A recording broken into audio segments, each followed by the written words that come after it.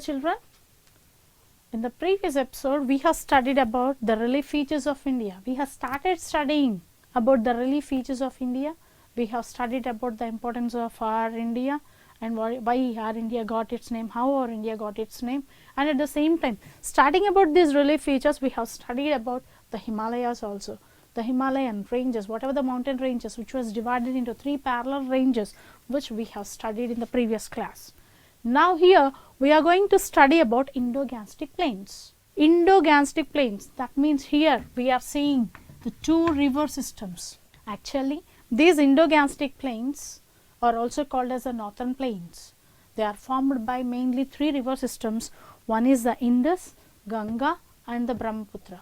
These are the rivers which has taken their origin in the Himalayas, and these are the rivers which are perennial flow of water. These rivers and their tributaries. The Indus tributaries are 5 which are flowing in our India, and along with that 5 tributaries we are having other tributaries also for Indus. What are the 5 tributaries that are flowing in India? They are Jhelum, Chenab, Ravi, Bias, Satluj. These 5 rivers and Ganga and its tributaries. What are the tributaries of Ganga? Ken, Saro, Betwa, Chambal, Yamuna, Kosi. All these rivers, and the tributaries of Brahmaputra, Dhanasari, Subansari, Lohit, Dihang, all these tributaries, they are making these Indo-Gangetic plains very fertile. These are also called as the northern plains. The formation of these Indo-Gangetic plains, when it has taken place and how it has taken place, now we are going to talk. At the formation of Himalayas, already we have discussed that 2 plate tectonics, when they come closer to each other, whatever one plate has went into the interior parts and other plate has buckled up, because of that the formation of Himalayas, they are the youngest folded mountains that has taken place. Now talking about this formation of Himalayas, at that pressure, immense pressure which has created, Himalayas has formed. At the foothills of Himalayas, a crack has appeared which was formed into a valley like structure.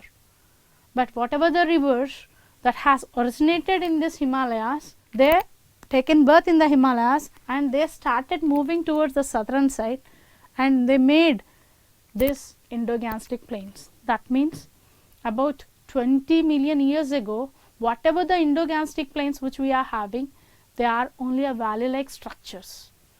After that, whatever the rivers, that they started bringing immense soil and they have deposited in a form of layer to layer, and the formation of Indo-Gangetic plains has taken place.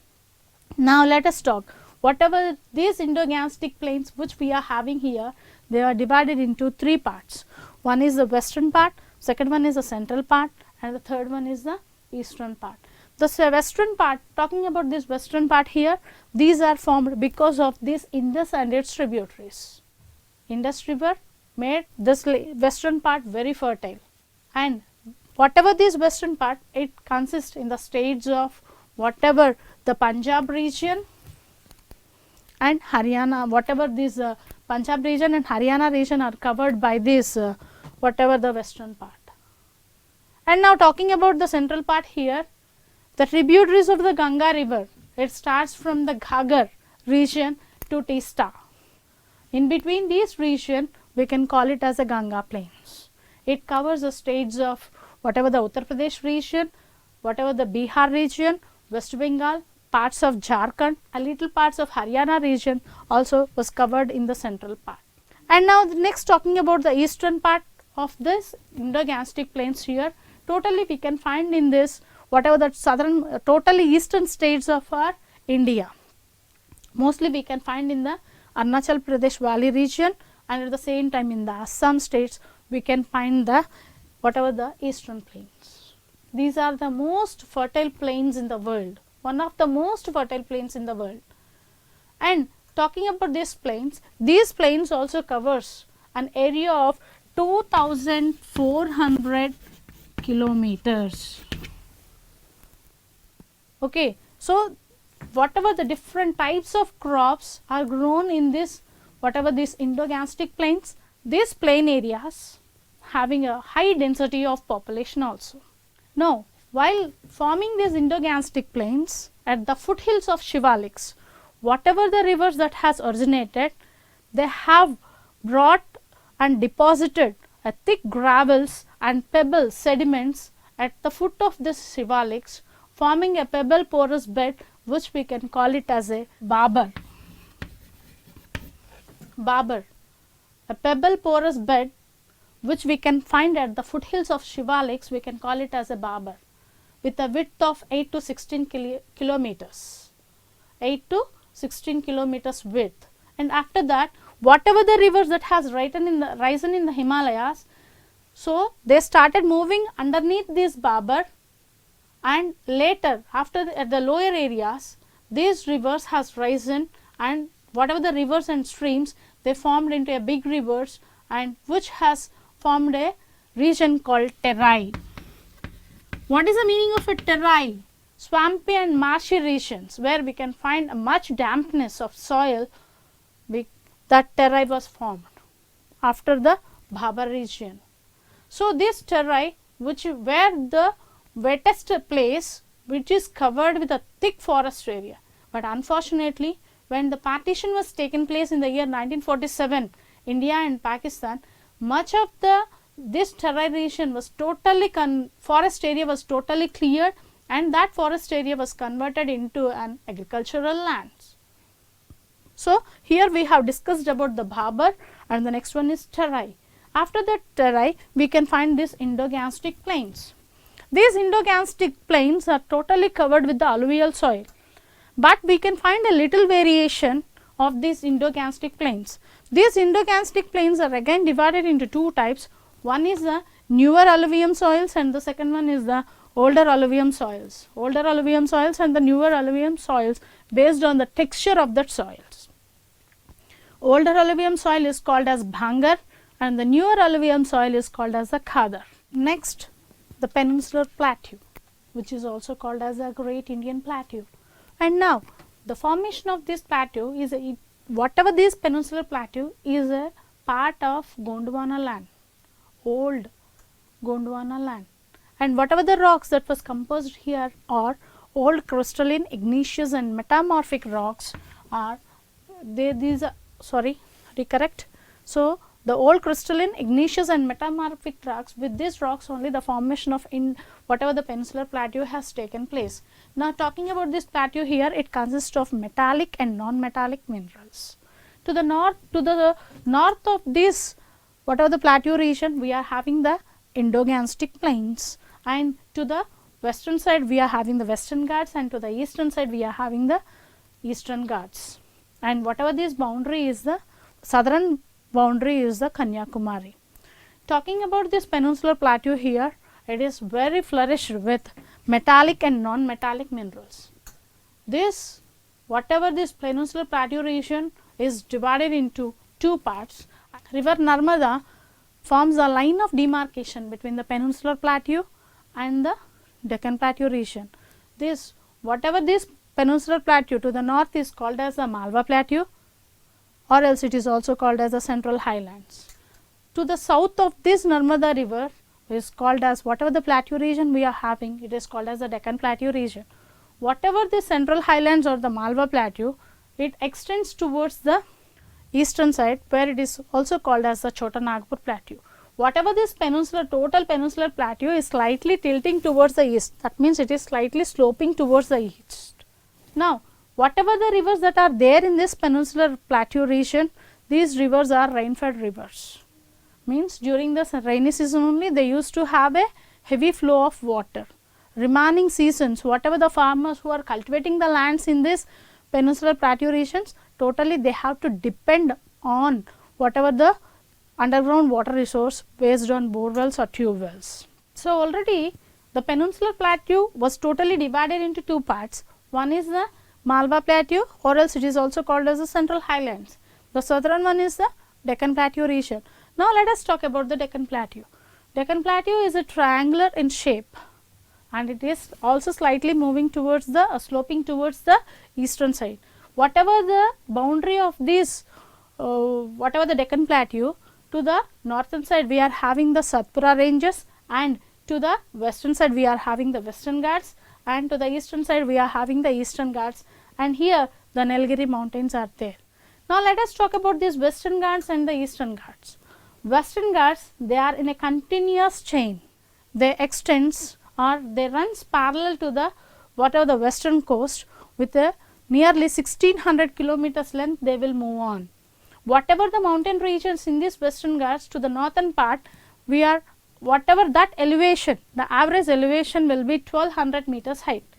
But when these Western Ghats they meet near this Nilgiri mountain regions near the Gudaluru, there the mountains height will extends up to 2000 meters height. Gudaluru is the meeting place of both the Eastern Ghats and the Western Ghats. Here the Western Ghats are continuous chains with a small passes like Balghat, Thalghat and Palghat.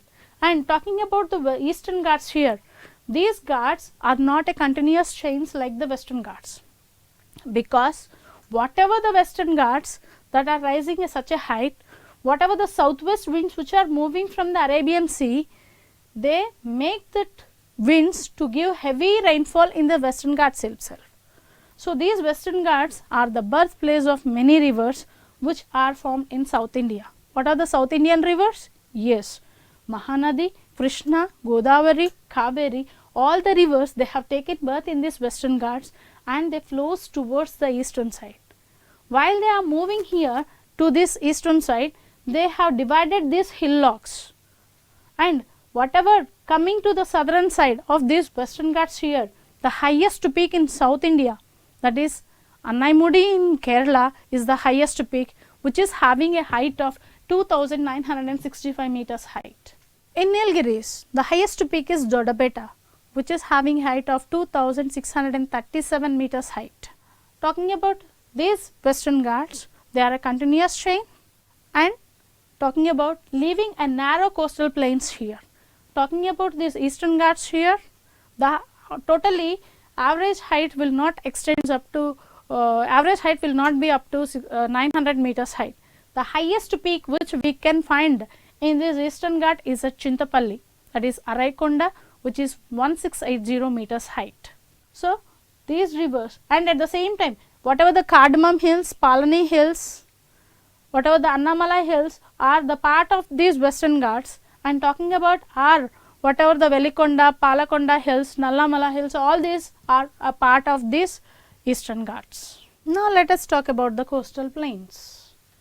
The coastal plains which are situated on the western side and on the eastern side between the Western Ghats and the Arabian Sea, between and in the eastern side between the Eastern Ghats and the Bay of Bengal, whatever the coastal areas which we are having, they are very fertile, which are equal to the northern plains. So here in the western side, these coastal plains will form a narrow belt. Related to the western side, they are wider when compared to the eastern plains.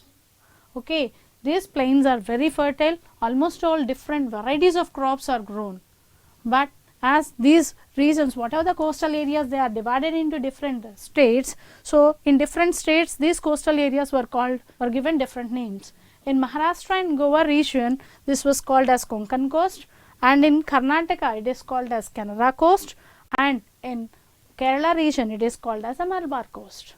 Related to the eastern side, in the Odisha region it is called as a Utkal coast, and in Andhra Pradesh region it is called as Sarkar coast, and in Tamil Nadu region it is called as Coromandel coast. Talking about these coastal areas, they are equally fertile to the northern plains. These coastal plains, they stretches from Rann of Kutch to Kanyakumari in the western side, and these eastern coastal areas, they start from the south of the Mahanadi river to the Kanyakumari areas, and as they are given different names. Now let us talk about the next one, that is the Desertian region.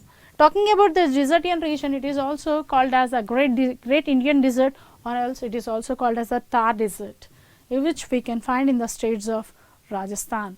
And talking about this Desertian area, while India and Pakistan division has taken place, much of the Desertian area they have given to the Pakistan region, and these also act as a natural boundary between the Pakistan and India. Talking about these desertian regions, here we can find a scanty rainfall, arid type of climatic conditions. That means here the rainfall will be very low, which is 100 to 150 mm rainfall, and whatever the type of vegetation we can find is xerophytes, like plants like cactus, acacia, or the plants that are grown. And now talking about this region, here totally sand dunes we can find, and only one important river that is flowing in this desertian area, that is the Luni river, Luni, which will not enter into any oceanic area, but the water it supplies to the whatever the small lakes that are there in this desertian region. To bring some of the lands of this desertian area under cultivation, our Indian government has constructed a canal called the Indira Gandhi Canal from the Sutlej river, and with a distance of nearly 650 kilometers. With that, some of the regions are converted into uncultivable lands. That is about the great Indian desert. And now, and the last one is the island groups. Whatever the island groups which we are having in our India, in the Bay of Bengal region we are having the Andaman and Nicobar Islands, and in the Arabian Sea we are having the Lakshadweep Islands. Talking about these islands, first talking about these Andaman and Nicobar Islands, they are the island groups, whatever these islands which are submerged portions of whatever the mountainous region called Arcanioma, which we can find in the Myanmar region. They are the extension of these Arcanioma mountainous regions, and whatever these Narcondam and Barren Islands which are of volcanic activity, now active volcanoes which are present in this Andaman and Nicobar group. This Andaman and Nicobar group, almost all these islands are of volcanic origin. So, here the topper part is called the Andaman group and the southern part was called as the Nicobar group, and the last island is called as the Great Nicobar, and at the southernmost tip of the Indian land we can find in this Great Nicobar, that is the Indira Point, which was submerged during the tsunami during the year 2004. Okay. And next, talking about this Lakshadweep Islands. Lakshadweep Islands are of these are the group of islands which are formed like a cluster. Cluster means a group, and now these mountains are of coral origin. Total area of these Lakshadweep Islands is 32 square kilometers area it has covered. The capital of Lakshadweep is Kavarati, and whatever these two islands where there flourish rich flora and fauna, that means a variety of trees and at the same time a variety of animals and birds are grown in these two islands. Now we have discussed what are the relief features which we are having in our India. Along with that, there are so many other features like so many deltas and lakes are also available in our India. So, whatever the rivers that has originated in this Western Ghats, they are moving towards the eastern side. At the mouth of these, when they are going and entering into the Bay of Bengal, at that areas they form the deltaic areas. Along with that, we are having many famous lake, which is so many lakes. In Odisha region, we can find the Chilka Lake, which is a saltwater lake, and at the same time in Andhra Pradesh region, we can find the Kolleru Lake, which is a freshwater lake, and to the southern part of this and near the boundaries of Andhra Pradesh and Tamil Nadu areas, we can find other lake, that is the Pulicat Lake. This is also a saltwater lake, where the sea water that has penetrated into the lower areas and the formation of lakes has taken place. Now, to the southern part of our India, we are having another important country called Sri Lanka, which is also called as a teardrop in the Indian Ocean. So, this teardrop was divided from India by a strait called the Park Strait, and whatever the Gulf of Mannar, these two has divided the Sri Lankan region from our India. The southernmost point of our India is Kanyakumari, and the southernmost point of our Indian mainland is Kanyakumari, and the southernmost point of our India is whatever the Indira Point, which is situated in the Great Nicobar, which has submerged during the 2004 tsunami. Now, let us learn about whatever the island groups. Talking about the island groups, we are having two islands. One is the Andaman and Nicobar Islands, which is situated in the Bay of Bengal, and the second one is the Lakshadweep Islands. Now let us talk in detail about this, whatever the Andaman and Nicobar group. Talking about these Andaman and Nicobar Islands, they are of volcanic activity. Here we can have two important volcanoes, one is the Narcondam and the second one is the Barren Islands, which are active volcanoes. And these, whatever all the islands are of volcanic origin. Talking about whatever the area which this Andaman and Nicobar Island group they are having, total area is 8,249 kilometer square area was covered by this Andaman group. And talking about these Andaman and Nicobar group islands, it is called as Indian archipelago in the Bay of Bengal. What is the meaning of archipelago? Yes, archipelago is nothing but a group of islands. Talking about this Andaman and Nicobar group, it consists of 572 islands. Of that, only 37 islands are habituated by the people. Remaining all the islands are covered with the forest area. Okay, now talking about these Andaman and Nicobar island groups, talking about these two groups here, they are two groups, not a single island region. They are divided into two groups. First one is Andaman group and the second one is the Nicobar group. In this Andaman group, main three islands are there. One is the northern Andaman, middle Andaman and the south Andaman. And at the same time, whatever the small islands that are surrounding these areas, they are called as the Great Andaman. Okay. And talking about the other group of mountains, that is the Nicobar group. This Nicobar group, it consists of 19 islands. Talking about the island groups of this Great Nicobar, we are having many islands. Of them, some of the islands are Car Nicobar, Great Nicobar, Little Nicobar, Nanchal. These are the important island groups. And totally it covers only 19 islands. And in the year 2004, this Great Nicobar became very famous, world famous. Why it became very famous? Because whatever the southernmost point of our India, that is the Indira Point, it has submerged during 2004 tsunami. So by that it became very famous. This is about the Andaman group. And talking about the Lakshadweep Islands, already we have discussed, it is having an area of 32 square kilometers. And not only this, whatever the small island which is far away from this Lakshadweep group, that is Minicoy Island, is also a part of the Lakshadweep. In the olden days, these Lakshadweep islands are called as Lakshadweep. What is the meaning of Lakshadweep? It means whatever the 1000 islands region, we call it as Lakshadweep related to the Sanskrit. So that is the importance of these Lakshadweep islands. And talking about these islands, we are having a much flora and fauna which are situated in both of these islands. And especially talking about this Andaman group, as it is very near to the equatorial region, here different types of forests we can see. That is a mangrove forest and tropical rainforests are situated in this Andaman and Nicobar group. And whatever the Indonesia, which is very a little far, that is 90 miles away from this Nicobar group. So whatever all these relief features or the physical features of India we are having. So based on this, our India, we are having a land, our India is a land of diversity. Diversity means differences. We can find different landforms, different soils, different climatic conditions. Based on these climatic conditions on soils, we are having different vegetations. Based on that, almost all the people who are living in that areas, they are adjusted, they are mold their life to that situations, and different customs and traditions has risen in the people. As there is an availability of all these climatic conditions, and many of the rivers, mighty rivers, they are flowing, making the lands very fertile, alluvial soils are there, and in the southern peninsula we are having a rain-fed rivers. But in that areas also, whatever the underground water, there is a much availability of underground water. With that underground water, we are able to cultivate the second cropping season also in the southern peninsula. So in the future, based on all these characteristic features, our India will develop a lot. And according to that, whatever the southernmost country which is situated in our India in the Indian Ocean is Sri Lanka, which is separated by Park Strait and Gulf of Mannar. What is the meaning of a strait?